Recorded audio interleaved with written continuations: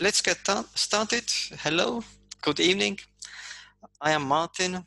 I'm co-founder of SmartCredit.io, and today we'll speak about the topic like Bitcoin halving and what is the impact of Bitcoin halving on Bitcoin price and the crypto market.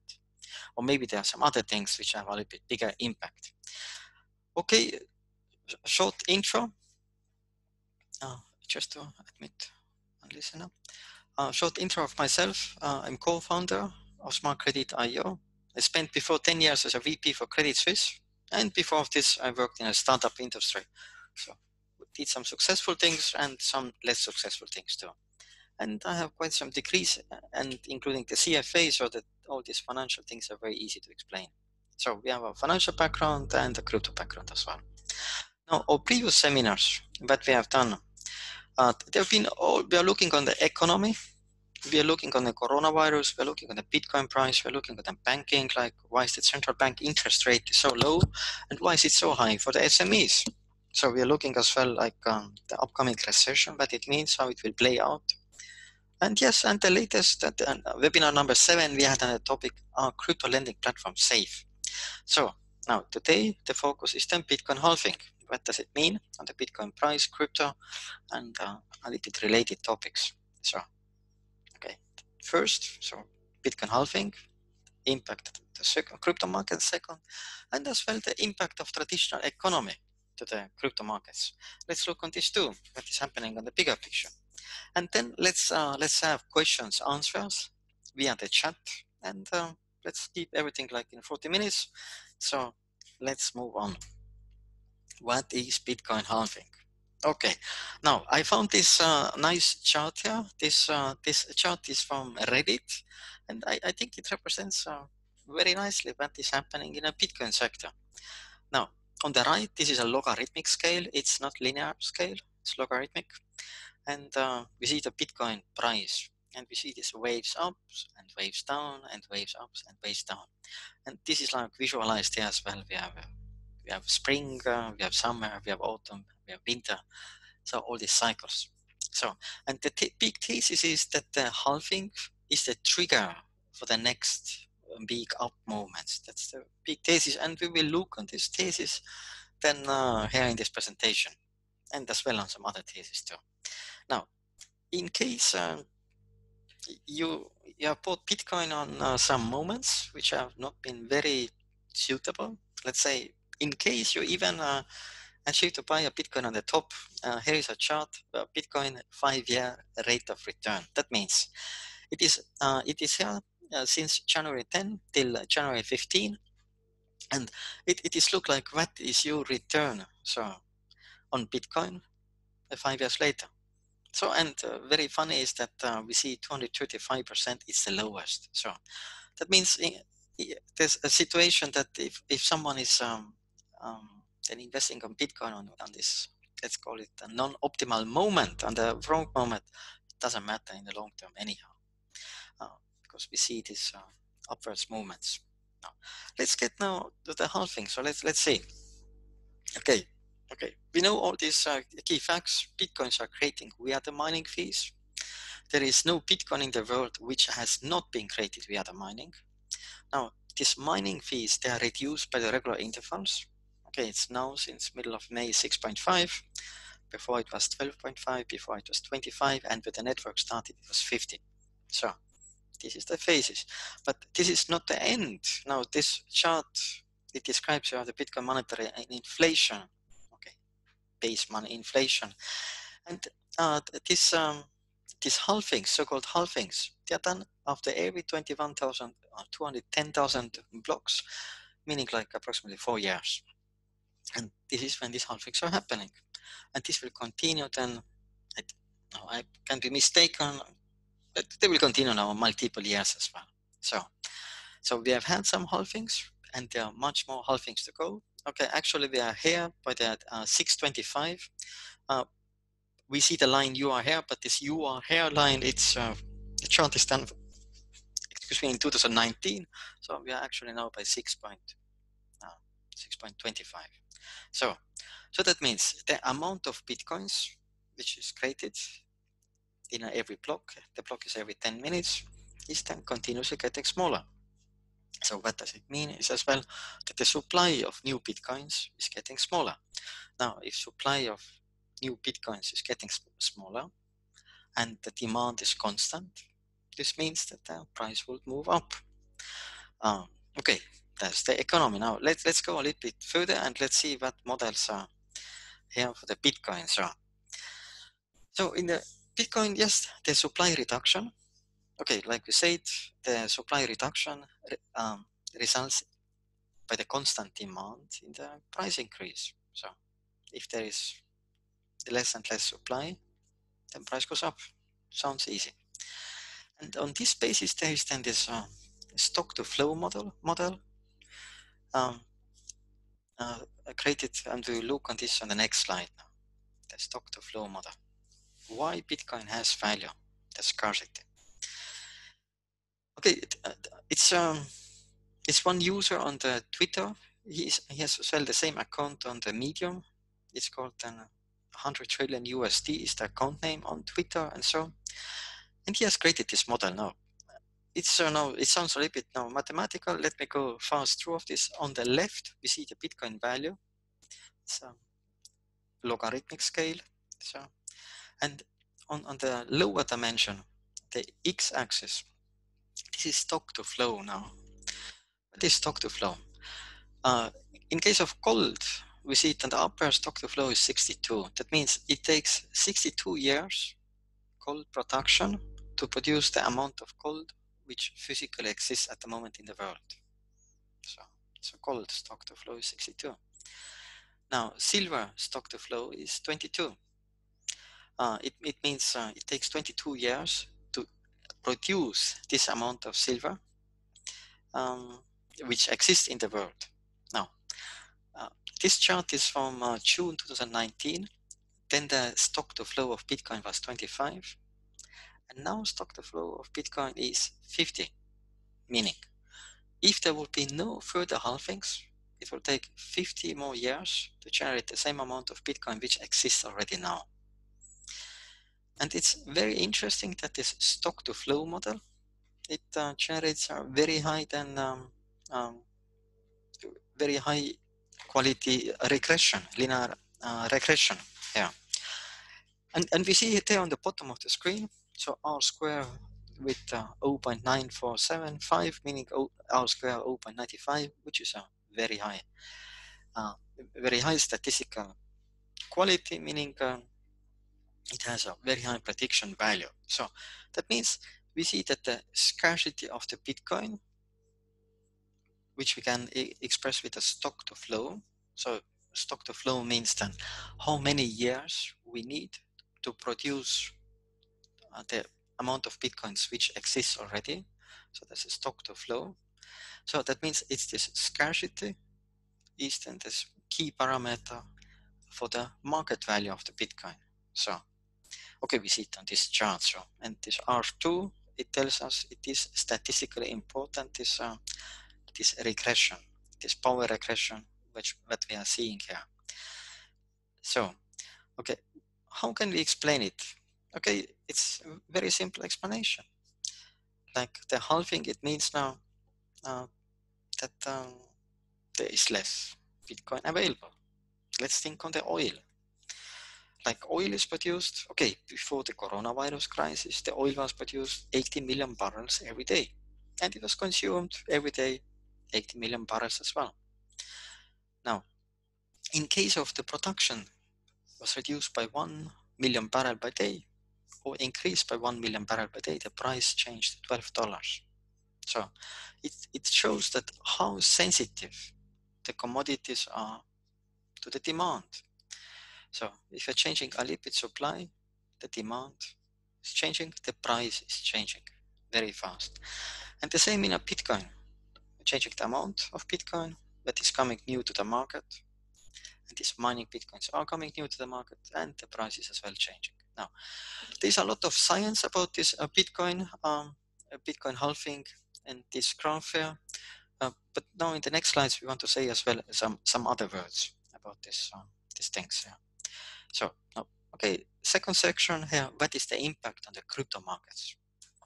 Well, I just took this today morning from the coin 360, and it shows then the amount of it shows the current market cap. So it shows the price, it shows the market cap relative to the others, and we see a Bitcoin dominance is 66%. So the impact on the crypto markets. So we have always to see the crypto markets then in the context of the Bitcoin. The Bitcoin is the dominant 66%. He is the biggest player. He is the dominant player. So he will say which way it's going. And now we looked on the stock to flow model. Okay, we spoke about crypto markets very shortly. But now, that is my personal take, is the most important that we have to look now. Actually, if the Bitcoin is not Bitcoin halving in a sense of that there is now less Bitcoins produced, we have to look on the economy. That is actually in the real economy. What is the impact from the traditional economy to the crypto economy and the Bitcoins? So there is one chart here. It's okay, we see a lot of volatility here, but let's think now what is happening in the economy since the coronavirus, since the lockdowns. And this is the UK GDP change, yearly change. And the source of this is Bank of England. Okay, we can anticipate that they are rather showing more positive situation than rather negative, because they're central bank. So, and we see here that the decline in a UK GDP is as big. Okay, there was once a bigger decline. It was 1706, so 300 years ago.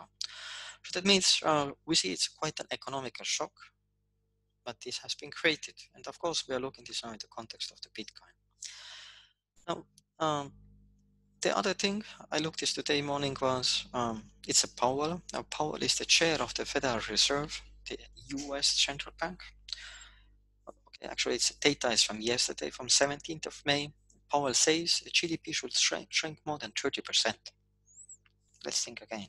The GDP in the United States will shrink 30%. Okay, of course, he's the central banker. He doesn't see another depression. I don't know what he's seeing, but he's just saying it's just 30%. Okay, so it's quite a number. So, because let's put this in a comparison. When we had a Great Depression, it was 30% as well. So it's the size of Great Depression. And now let's get a little bit more closer to the Bitcoin. What we have now, the impact on the Bitcoin. Okay, that's a chart. I've showed this as well in our previous presentations. We're now taking worldwide base money creations. Central banks create base money, commercial banks are creating the credit money on top of the base money.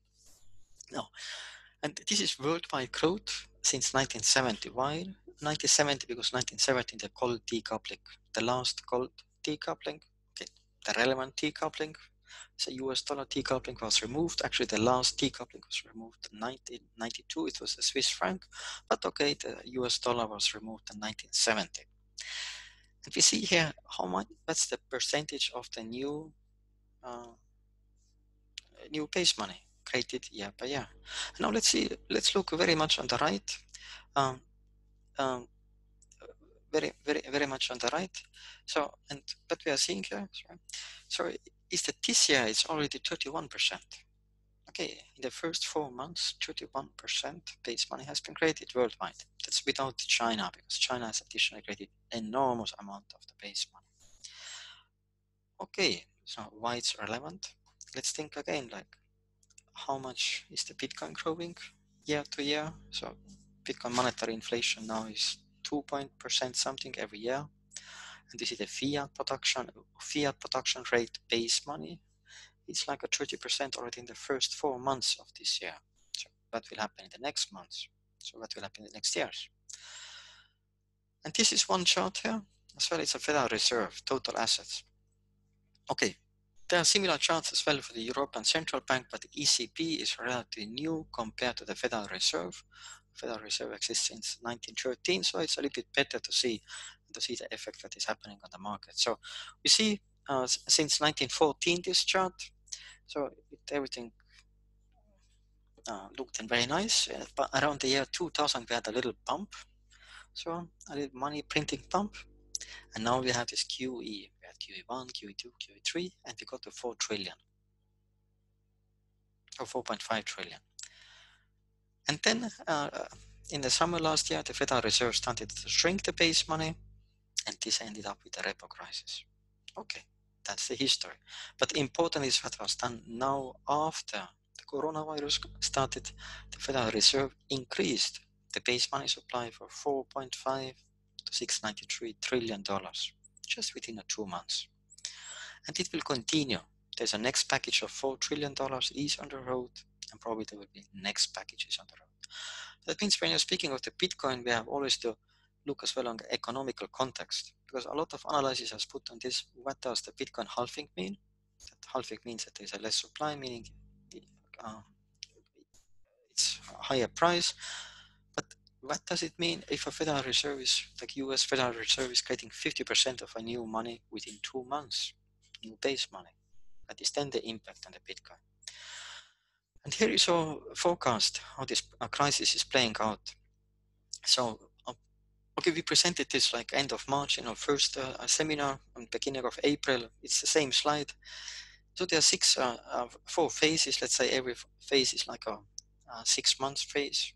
We are now in the phase of declining revenues with a supply shock, with a demand shock, deflationary economy, meaning some prices start to decline, rather the asset prices start to decline, okay, except the stock prices which are pumped up. But if you look in real estate, the car prices, they start to decline, except the food price starts to go up. And then we get the second phase of the failing zombies, meaning the companies which have survived in this QE environment, the very low interest environment, that they're not producing enough money to cover the cost of the capital. So, and then we have a third phase, where the second phase will go, it's the bank failures. The losses of zombie companies will be too big to accumulate in the banks, and when they are too big to be accumulated, then banks have to take losses. But banks are heavily regulated. When they're taking certain amount of losses, then they will go into liquidation. Either we are bail-in, okay, means the low liquidation, bail-in, or bail-out. And the response of this will be even more inflationary economy, even more money printing. So that's what we saw in the previous chart here, 31% in the first 4 months of this year. Or now what the Federal Reserve has done, like a 50% in 2 months. So it will become a standard, or it's just a baby steps. It will become much more.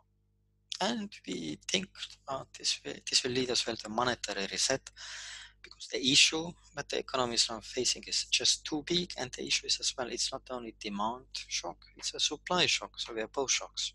We have supply shock and demand shock, meaning the size of the crisis will be bigger. So as we looked in the previous charts as well, so especially the UK chart, the crisis will be as big as then the 1706 crisis in US.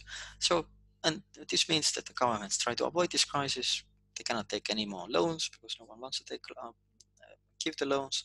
So the money will be printed, meaning to the inflation. So, but it means, of course, it will be massive price increases on gold and on the Bitcoin. So, okay, and here as well, this nice slide here from Smart Credit. Okay, this is the number of the Bitcoin wallets on the blockchain.com. So it was 48.3 millions, I think 1 week or 10 days ago. Okay, the question is, what will happen with the number of the wallets, Bitcoin wallets, when this banking crisis is starting, when this monetary crisis is playing out? Okay, so, and here to the summary. So, because we spoke about the halving, yes, a lot is spoken about the Bitcoin halving. We looked at this model, the stock to flow model. It's all valid. And there will be very positive impact on the crypto markets. But the question is now the following. Maybe the impact that we're getting from the traditional economy because of the coronavirus crisis will be much bigger than what the Bitcoin halving, Bitcoin stock to flow model are forecasting. So this is the thesis, and actually I think as well as supporting facts here, that Bitcoin halving is a nice discussion, but let's look on the big scope, and it's actually the economy. Traditional economy will lead to much higher price increase of the Bitcoin in the next 2-3 years to come. Okay, so this is the presentation, this is the walkthrough. Now I will propose, let's go on the chat questions. Let me take the chat questions. Okay, let me read this question.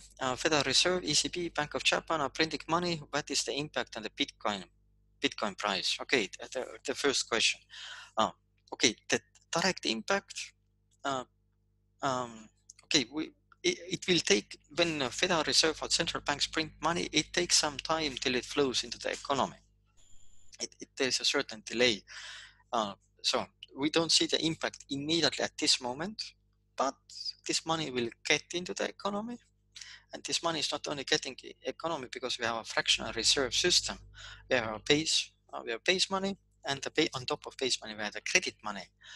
Now we have this credit money on the top.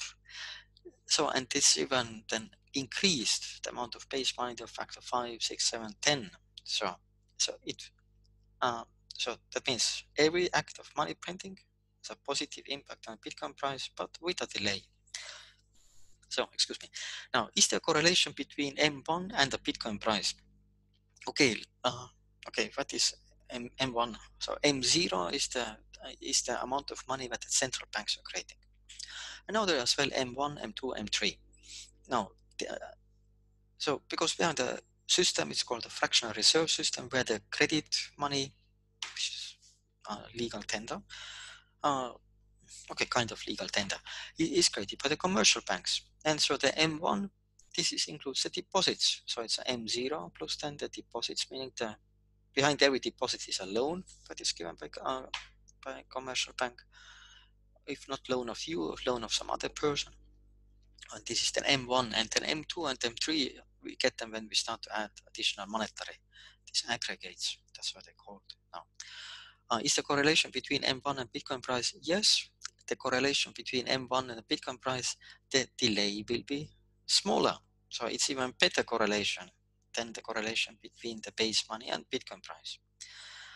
Okay, next question. Will the fiat banking crash increase or decrease Bitcoin price, and why?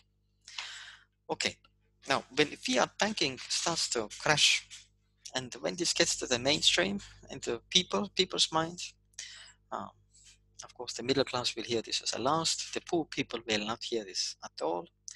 But when the fiat bank is starting to crash, then the run into safe assets will start. This is run into gold, which has been money for 5,000 years, run into silver, again, money for 5,000 years already, and the Bitcoin.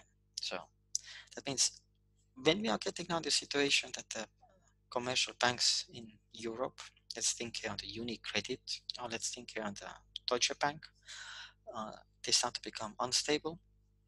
This will have, again, a positive impact on the Bitcoin price and on the crypto economy. Okay, the next question was here, gold price is manipulated by COMEX using futures. Yes, that's true.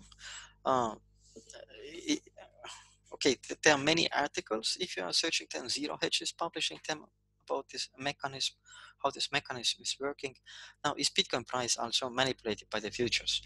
Okay, there are no Bitcoin futures available. I think COMEX and some others are offering them, but what is very positive is there is as well exchanges like BitMEX or other exchanges, and they have as well futures trading, and they have the factor 10 bigger numbers of trades than on the COMEX and on these centrally run exchanges.